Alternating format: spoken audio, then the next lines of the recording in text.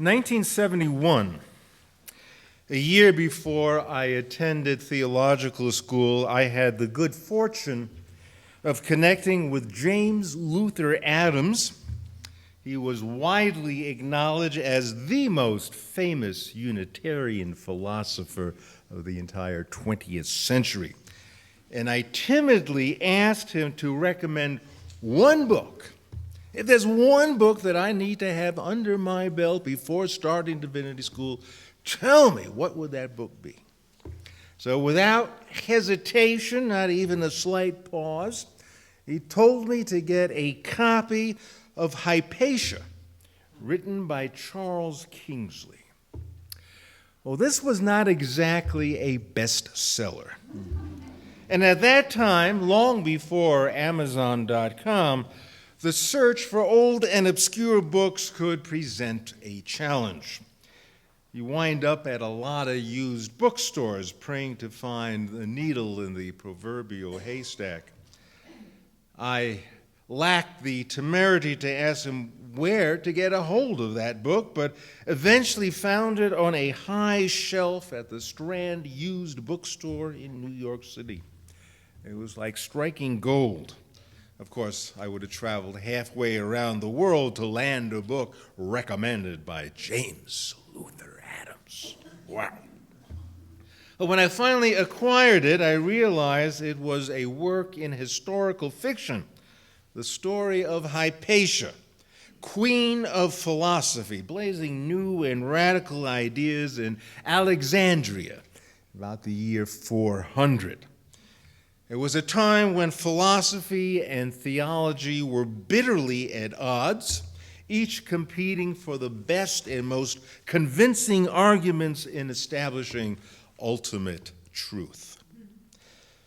The story is actually about a monk at the time who so valued one of his prized theological students that he felt the student needed to be exposed to the best that philosophy had to offer in order to test this young man's faith and his mettle.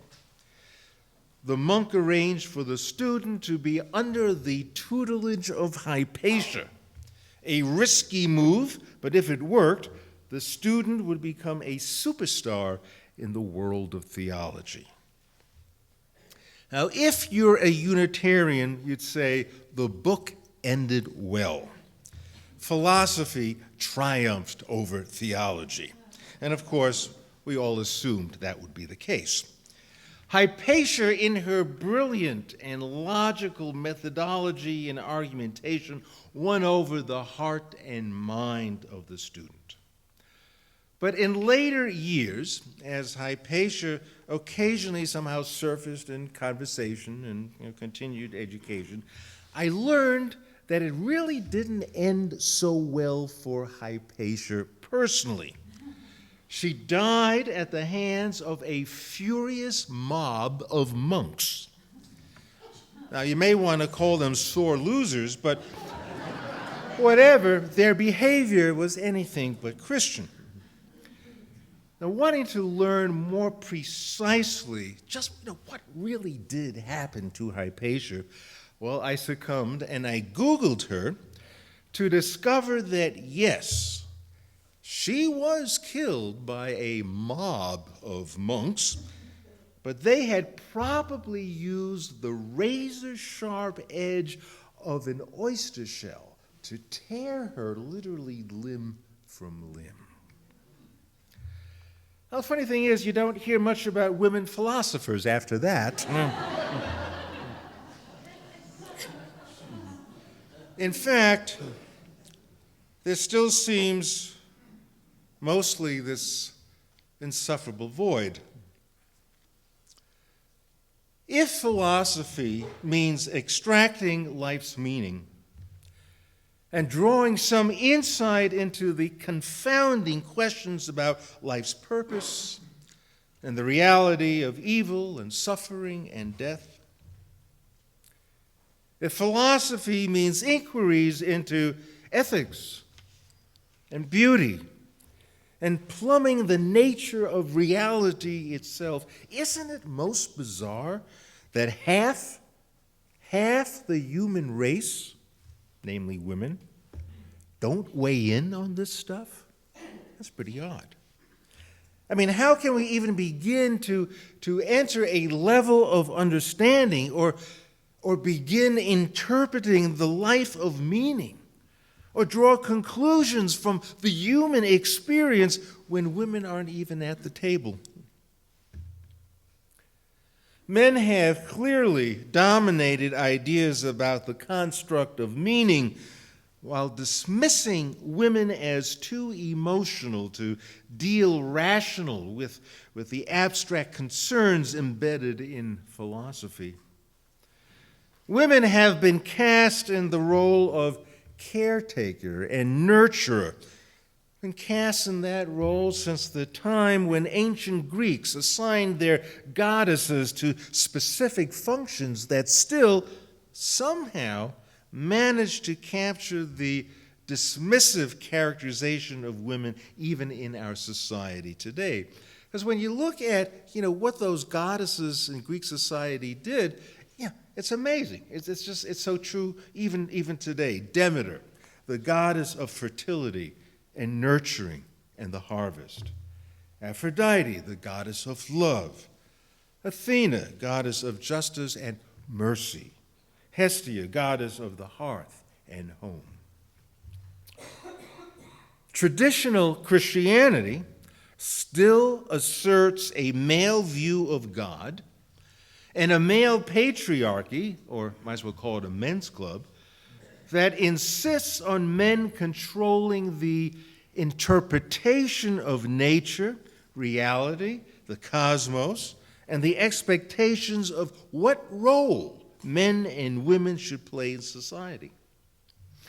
Men serve as the arbiters of truth and thus control authoritative decisions in the church and outside the church. Why? Because men are rational and assertive and have a drive for individual success, whereas women, like those Greek goddesses, are caregivers and nurturers to the community. Men proclaim God as transcendent, out there, somewhere, apart from the world, needing rational male minds to interpret God's truth and meaning. This Western patriarchal tradition offers a mean contrast with the more feminine interpretation of truth and wisdom, where God is immanent in the world, needed, in fact, for personal fulfillment.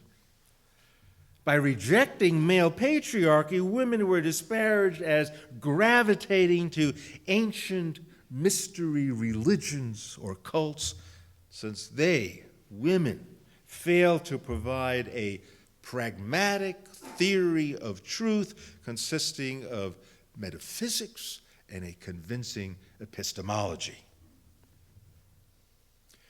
Classical American philosophy, at its height at the turn of the century, dominated society with its consistent view of male as rational, able to think long-term, and the male providing an ideal model for running society and thinking about society in ways that would prove instrumental for what is best for all humanity. Even a progressive philosopher like John Dewey, who advocated for women's suffrage, didn't really care about bringing women's experience to the table. No, instead, he argued that women needed to vote simply for the sake of fulfilling the mission of democracy. You can't have democracy if half the people don't vote. That's all he cared about. The question I want to frame this morning, and for me it's a very important question, is this. Is philosophy a field of study strictly aloof from the practical experiences that inform people's lives? Or can we assume that the generations of American feminists so deeply committed to gender equality, deserve to be in the pantheon of great philosophers because their perspective on justice was fundamentally philosophical? Are the feminist movers and shakers to be regarded merely as agents of social change, or is there not an underlying philosophical principle that bears on their relentless drive for justice? Now, we all know that women have historically been subordinate to men, but the critical question remains, is not the fight for equality essential to the human community? And therefore, does it not, in and of itself, contain assumptions about truth and ethics that are grounded in philosophical reasoning? In other words, would we not want to consider Elizabeth Cady Stanton, Susan B. Anthony, Sojourner Truth, would we want to consider them as women philosophers? Or are we content to merely view them as moral crusaders? If philosophy relates to the quest for meaning as understood through human experience, then a woman's experience, from economic disparity to overt discrimination, constitutes a philosophical position essential to the human community. What are we to make of someone like Margaret Fuller, the grande dame of Unitarian transcendentalism, who argued in her most controversial book, Woman in the 19th Century, she argued that women were fully capable of entering the same occupations as men, but they refused to follow the male model. She wrote, and I quote, "Were women free and wise to fully develop the strength and beauty of woman, they would never wish to be men." Margaret Fuller is treated historically as a writer and an editor, not as a philosopher. And yet, philosophically, she made the profound distinction between the sexes being unequal due not to any inherent male superior characteristics, but to different models of being, reasoning, and experiencing. Now, that had to be part of the thread that Carol Gilligan picked up in her 1982 publication, In a Different Voice. Gilligan, every bit as controversial as Margaret Fuller, made credible the fact that women and men are far apart when it comes to moral reasoning. Her book was a refutation of Lawrence Kohlberg, a Harvard psychologist who followed in the work of Piaget, studying moral behavior in children. Kohlberg concluded, so this was the word. This was just as concrete as you can get, because this was Kohlberg's research and his conclusion that girls reach a lower level of development than boys. And he made the assumption about how human beings reason and figure out solutions to moral issues, and girls just weren't quite at the level of the boys.